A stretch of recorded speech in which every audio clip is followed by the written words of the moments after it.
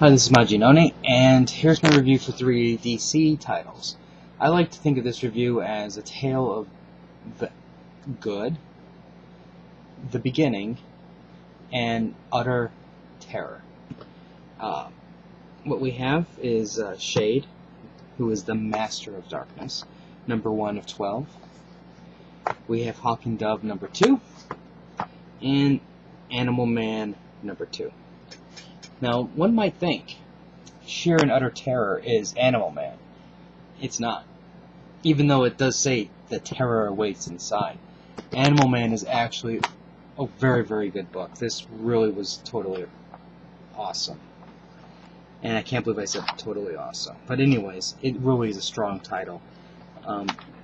What's going on is Animal Man's daughter is a little bit more in tune to the animal side of things than her father, and her father, obviously, as you can see here, is going kind of nuts here with this red, and the daughter recognizes this as a map. So, and she's basically saying, we have to get to the red tree. If we don't, everything's going to die type thing. It's going to die. And there's other forces, evil forces at work that are trying to get it to it. And so reluctantly, Animal Man takes his daughter and they go off to solve the mystery. And overall, this is a really, really strong book. The art is, well, it's a little, while the art may not be appealing to a typical reader type thing, somebody who wants things very comic booky, I think it fits perfectly. There's a lot of interesting things to look at, like for example, this 2-page spread here. I think even all of this stuff here, it's just so well drawn. And this is, like I said, I can't really stress this enough. This is really this is probably one of DC's strongest titles, and I never thought I'd ever say that Animal Man is probably one of their best. And it's unfortunate that not many people are picking up on it, and because they're just going straight to Batman. I look at it as this way: it's their loss, and hopefully enough people buy this book to keep it going. Because out of the relaunch, this definitely deserves to stay.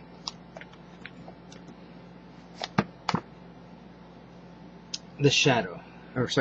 This is the beginning. Now, I'm not too familiar with the Shade as a character, but what this almost looks like is a reintroduction of Shade. We have Starman, if you remember him from the JLA, and it's basically just reintroducing him into the DC universe. They don't really give too much of information on him, other than saying here he is. He has a troubled beginning type thing. You get, you understand that he's not quite a normal person, I guess you could say. Then you see the side story here where a guy's getting attacked, and at the very end, I don't want to spoil it, but there's an assassin that is sent to kill Shade, and it does have a very shocking type ending. I guess you can say the ending kind of brings it up to, I guess it would be fine for a teen plus book, because it's definitely not for the squeamish, I guess you can say. I can't give a wholehearted recommendation for this book yet. It's still too early, and all they're doing is they're just laying the groundwork, saying this is who he is, and they have a hook to make you want to read the next issue. I'll probably get the next issue just to see what it's like, but because this is 12 issues, if this does not catch my interest quickly enough, then I'll probably drop it.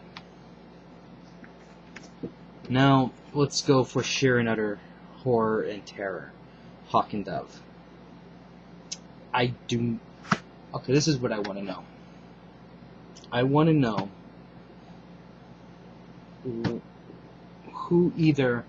what picture does Sterling Gates and Rob Liefeld have of some high up person within DC that has greenlit this comic. It's either that, or else they have a child, and they have this child kidnapped in a dark closet, and they won't let this child out unless they get their book Hawk and Dove. One of those two conditions I'm convinced, is going on, because I cannot see anybody in their right minds looking at this proposal, looking at the sample pages, and go, my goodness, we have a winner. We have something that made the top 52. In my opinion, Shade should have been a better title for 52. Huntress, The Ray, which is coming out, I believe, in a couple months, would have all been a better pick. And I haven't even read The Ray than Hawk and Dove. Now, I understand Hawk and Dove is an important tie-in because of Brightest Day, and they think that, yeah, this would be a great addition to 52. And, I could go with that logic. I can't go with that logic with this creative team. The writing is subpar, and the artwork is trapped in that extreme period, and it's not good. I mean, I understand extreme art, Rob Liefeld's Extreme Young Blood Brigade artwork has fans, but I'm telling you, these fans are dying off because it's so old, and they need to evolve past this nonsense. The art is horrible. People seem to never be able to open up their, teeth apart. You always have to go, "Arr!" Like they're constipated. And what I think is probably one of the most unoriginal characters. Now, you don't understand my frustration on this, because I really like Hawk and Dove. I remember Hawk and Dove back when Don was Dove. And I used to, Steve Ditko, that tells you how long I recognized Hawk and Dove. Steve Ditko drew it. And I enjoyed those stories. I don't know why. Something about the concept of Hawk and Dove made me enjoy reading it. This is a monstrosity that needs to be put out of its misery, because once this thing gets canceled, Hawk and Dove is a damaged property, and they're not going to be able to do anything with it for quite a while. Now, let's talk about the new villains to this book. Now, granted, you understand you have to establish something else other than these stupid zombies, because these stupid zombies are just that. They're mindless. They're not even cool looking. They don't do anything. They just stand there. They throw some punches, they go like this with their claws, and Hawk goes this with his claws, gigantic claws, and nothing serious happens. So they introduce Condor and Swan. And, Hawk is supposed to be the agent of war and chaos type thing. And I don't know what the deal is with Condor and Swan, other than they're both psychos. So I don't understand how there's a balance, because Hawk is like war, Dove is peace. So in theory, if you're having another group of characters that are similar to that, they should, be a yin-yang, and I don't so far see the yin-yang, because the girl who's Swan is a complete and utter psychotic murderer.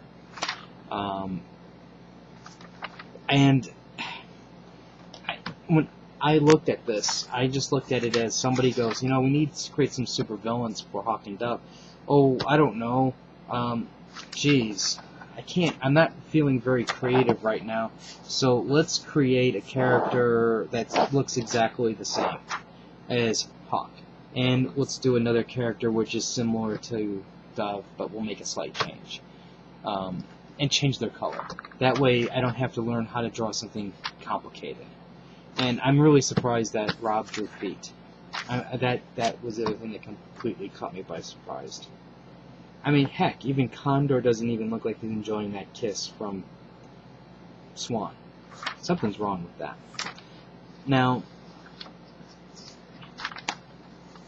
as I'm going through this thing, again, this is just, proportions are bad, the way the anatomy works, or not really works, but looks like, just how things, like, his hands are bigger than his head. You also have issues like Dead Man. I mean, if you really look, how many pages do people have clenched fists? It seems to be like, I can't draw like somebody in a natural, like standing, so we got to clench them into fists all the time. You know, and even this, that doesn't even look like it causes damage. And there's another time. I mean, does that really look like it's causing damage? No. That kick is just stupid. You know, because what it looks like she did was she just jumped straight up and stuck her leg out. And that's not going to cause damage. Come on. You know. And again, I mean, they're supposed to be smiling, but it looks like they're, well, not even, it's like that forced smile type thing. And let's talk about this last page here, where you have Condor. Okay, Condor is supposed to. I can't even. I can't. It just infuriates me when I see things like this. You have Condor here, wrapping his claws around this guy, but if you look closely, his fingers aren't even wrapped around. There's a little gap on both ends. You know, so this, the thumb and this finger, he's not wrapping. It's more like this. If you look at this here, it's the same thing. You know, it's you know, it's like, for an example, you're doing this, trying to wrap your hand around their face, and that's like that doesn't really work. And while he's doing that, it looks like Rob couldn't figure out how to draw the head properly. So, and that way you can tell who that he's talking to is that's his dad. So what does he do? He puts his head, so it's, you know, I really do wish I had like a rubber, not a rubber doll, but a plush doll handy, because the head is basically bending, you know, backwards, and technically he's dead. No head goes back that far like that. It's back. I mean, look at the, and if you really look at it too, look at how can there be a neck right here? You know what I mean? It looks like Condor has severed the head, and the head is in the process of falling. That's what it looks like. Because, I mean, it just, this, okay, let's look at this even closer. The head's not even the proper position. Because if you look at it, here's the arm, right? So that means the head should be here, roughly. So if he grabbed the neck, the head should be more this way. You know, because I'll give him, yeah, you know, the head should be leaning back a little bit. But the idiot couldn't figure that out, drew the head in the wrong spot, and then doesn't even wrap the hands around it.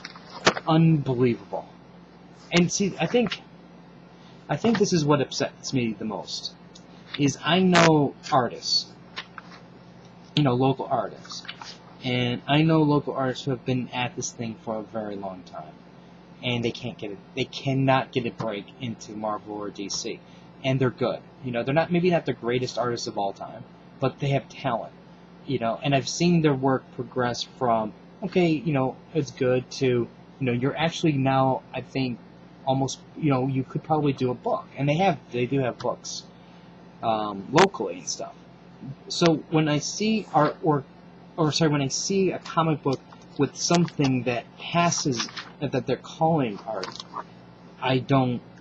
it just upsets me, infuriates me that these people are overlooked.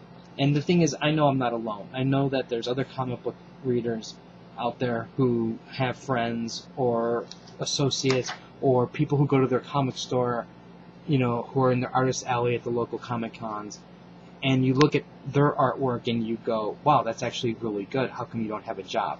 Well, it's because people like Rob Liefeld take their spot. And it's really a shame. I don't understand it.